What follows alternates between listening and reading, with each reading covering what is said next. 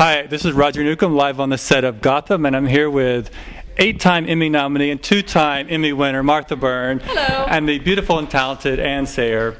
Thank you. So Martha, I wanted to start with you. Since leaving As the World Turns in 2008, you have done you've done some acting, theater, General Hospital, but you've also done some behind-the-scenes work. You produced an independent film. Yes. Or you produced a short film with Paul Eden. And now you've written for Bold and the Beautiful, and now you're producing, writing, and starring in Gotham. Can I take you everywhere I go? It's like before I walk into the KFC, can you just introduce me that way? That's fantastic. What's it like being on the set of Gotham, knowing that you wrote the show, you're producing it? Is it extra stress for you? I'm really not under any stress. It's just I have some wonderful people working on the show that I have to stop myself from multitasking. It's kind of in my blood to try to control a lot of different things. So I am trying to let that go and let everybody do their roles so that we can just focus on the work. Just the acting part of it, which is, in the end of this, that's the most important aspect of the whole production. Right. So was it important to you to surround yourself with people you were familiar with and had worked with before? Absolutely. I mean, and Lisa Brown and I talk every day, and we've worked together on many projects together, writing, and she's just an incredible talent. And we've always kept in touch since we worked together. We loved working together. So I've always wanted to work again. And, when you leave a show, you've been on for so long, you think the sadness comes over you. Oh, you'll never get to work with these people again. You'll never get to see them again. And that's not true. It's just maybe in a different way. So that's how this kind of all came together. Right. So, Anne, yes. Soap fans probably know you best as Mitzi Matters from As the World Turns. And Rose and Mitzi, Martha played Rose. You guys had immediate chemistry on the set, and you stayed several years as Mitzi. How is the chemistry different now that you're starring on Gotham with Martha? You could answer that. That's a good one. She's got a good perspective on it, I think. Yeah, I mean, for me, I was sort of going into this wanting it to be different, knowing that our natural chemistry, professional chemistry, was going to be there, but I wanted the energy to sort of be different, and so I wasn't exactly sure what this was going to be, but I knew what I didn't want it to be. And what it wasn't going to be was, Mitzi's whole thing was admiration. That was sort of my inner dialogue all the time. I loved Rose, admired her, wanted to be her, wanted her to be happy, that was always my motivation. And this character, I think, is a little bit more self-interested, though there's still a love there.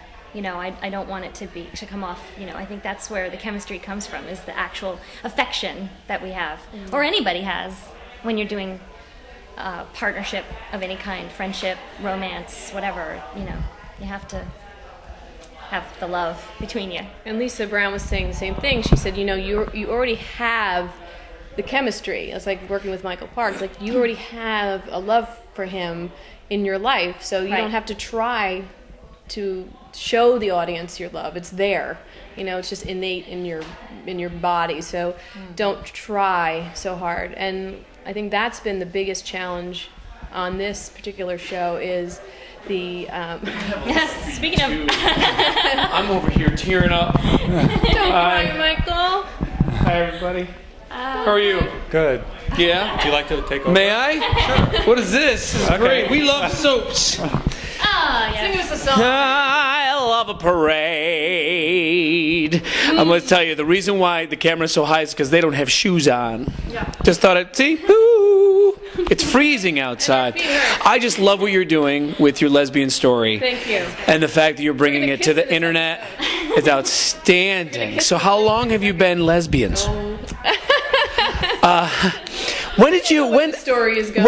When did you come up with this concept? Do you even know when you came up with the concept? Alex Rolsvig, Alex Werner Rolsvig, and I, Who's not here, who should be who should be here, but she's in Long Lake, New York. Should be watching this. Taking care of the town and showing it how it's done. Right. Fantastic writer, and we just were in love with soap opera and Guiding Light, and we talked one day about characters we wanted to see. This was over a year ago, and we just we came up with the concept. We wrote a script, wrote the pilot, and shopped it around, got some great response, but the deal never came through. So the two of us were out in Los Angeles, and I had pitched it to another executive in daytime that said soap opera is the temperature, that was a good word. But you had this kind of idea brewing at the same time. Yeah, always. So you're very good at this, by the way. She's been teasing me. Right. Yeah, like I wanted to do something. And so you had her in mind the entire time. Oh, absolutely. Absolutely. Yeah. And you knew about this as well. I did. I just didn't know what it was. So I was the last one invited to lunch. Well, you're not. The two of us always have stuff going on. No, brewing. No, it's not true. Always things brewing. So you both have amazing families. You want to talk about that for a while? Because we don't really talk about our own families all that much. And, we're away from our families right now doing this, and I know your beautiful Johnny's probably missing you, right? Yes, he is. And he is how old now? He's 5.5. 5.5? Yes. Yes. In what grade? He's in kindergarten. Kindergarten. Yes. Annabelle started kindergarten this year, too. Shout out to Mrs. Burke. And everybody's happy and healthy and wonderful? Oh, everybody's good.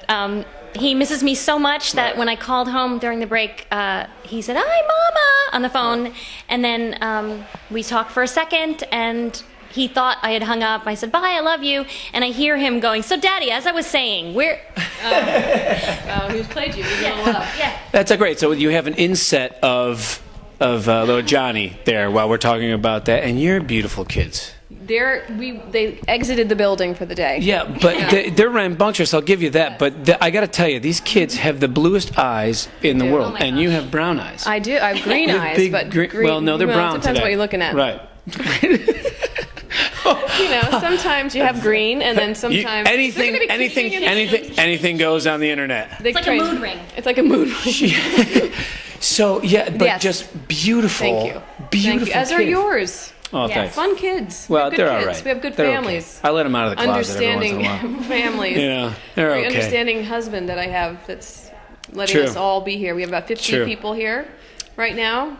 And we had, what's great about the people that they have working on this particular show is that they're able to make a change in a flash. Today is a rainy day. All these scenes were supposed to be shot outside, right? How do you go about? Yesterday was iffy. Yesterday was the big. Yesterday was there were the important outdoor scenes, but this could have been outdoors as well, it was warm, right? yes. Now, what kind of changes do you have to go through to get all that done, an exterior shot into an interior shot? Well, Lisa called me on Wednesday and said, okay, looks like it's going to be 90% chance of rain. We were going to shoot all of our exteriors underneath the porch, underneath the awning. We found a gazebo on our neighbor's property. We were going to shoot some of the scenes there. No umbrellas because they're too loud. So we were like, okay, we can't use umbrellas. We're going to have to play the rain. We had all these contingency plans going in case it rained, and we didn't have one drop of rain. It was beautiful. It was cold, so we were bundled up with some layers going on, but it was the heavens above, right? And the heavens above. But moving the St. Jude's party indoors wasn't even that big of a deal because you got a huge area here too. Right, we cleared out the whole living room and everybody's. And the extras are upstairs in the room above the garage, which you could play. Hello, you can play basketball up there. No, you can play basketball up there. I mean, it's a huge area. I have to ask you a question. What? I can throw a party. Yeah, you can throw a party. Well, I don't know if they know that. Throwing a party with cameras. Anybody who's been to her St. Jude's event knows that Martha can throw a good party, but she's doing it this time in her house. And with the extras, you're putting on a show, so you've got to provide food and you've got to provide, the drinks and keep everybody warm and happy. And she's able to do that in the room above her garage. Well, which sounds strange, but if you were up there, like I said, you could play basketball up there. I want people to be happy. Right. And everyone's up there watching the Giants. Everyone's up there watching the Giants. We're going to get them back from lunch. But the one thing I learned from working on the short film with the producer that I worked with, she said, if you make your crew, you feed them well, and you keep them warm, make them happy. What a crew you have. I know, so, okay, wonderful. Talk about this. You have the best of all the worlds here working on your show. You've got people from All My Children, ABC. How did you, what did it just take a couple of phone calls? What was it? How did you get them all here? It's Martha Well, Byrne, no, right? no, no. How do you think? No, that's yeah. not, no, but a lot of people don't know. We don't know each other. There's a lot of people I don't have relationships with, but sometimes you have relationships with the people that have relationships. So it's like the someone else. 6 degrees of Martha Byrne. But no, it's not that. It's a trust thing, It's a trust. It's, somebody says, "Trust me, she'll feed you well. Trust me, she'll take care of you." I'm not going to screw anybody over. I want people to have fun and enjoy themselves. I guess we can encapsulate that in the one that everyone trusts you. Yes, A and lot of she people- inspires. She inspires people to, you inspire sort of loyalty and friendship because you sort of are, such a good friend, and you. I think you just make people want to do anything for you because we know that you would do anything for other people, and that's true. That's I you would. in a nutshell. Thank you. And there you have it. Wow. Like I said. Wonderful. I started out crying and I leave crying. For all of us at We Love Soaps. Thank you. Thank you very much. Support. It's coming soon. Gotham.